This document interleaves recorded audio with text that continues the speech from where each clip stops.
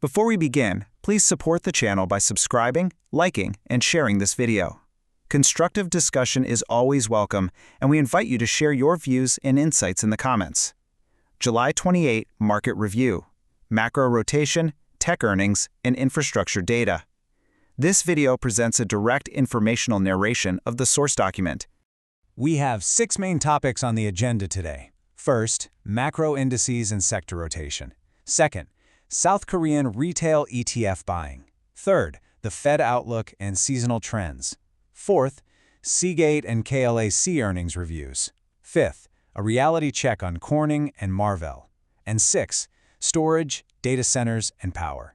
Section 1. Macro Indices and Sector Rotation. Looking at the Nasdaq's intraday trajectory, it gapped down 1.4% right at the open. It managed to stabilize around 10:30 a.m., but then essentially flatlined through the afternoon, ultimately closing just slightly lower. The source document highlights a clear divergence across the indices. The Nasdaq is showing ongoing weakness, down 10% from its June highs and testing support at 24,500, placing it in correction territory. On the other hand, the Dow Jones is showing notable upward resilience. Capital is rotating out of the semiconductor sector and flowing into the Dow, completely splitting the market environment. Section 2. South Korean retail ETF buying. In July, South Korean retail investors executed a net buy of nearly $3.6 billion in U.S. stocks. To put that into perspective, that represents a 5.5 times multiple of their entire net buying volume for the month of June. Of that capital, a highly concentrated $1.76 billion was funneled directly into the SOXL, a 3 times leveraged semiconductor ETF. Additionally, another $800 million went into SK Hynix ADRs. Section 3. Fed outlook and seasonal trends. Regarding seasonal expectations, Bank of America notes that August through October is historically the weakest period for the S&P 500. Furthermore, Goldman Sachs highlights upcoming policy uncertainty ahead of the midterm elections. Despite this and the recent semiconductor sell-off, the VIX remains subdued below the 20 level. The source document cautions that strict risk management and position control are far more critical than seasonal rules, which are easily and often broken in the market. Section 4. Seagate and KLAC earnings reviews.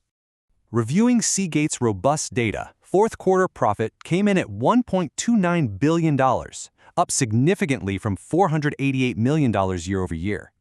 Q4 revenue reached $3.63 billion, and Q1 revenue guidance is set at $4.1 billion. For KLASC, fourth quarter revenue grew 15% to $3.661 billion.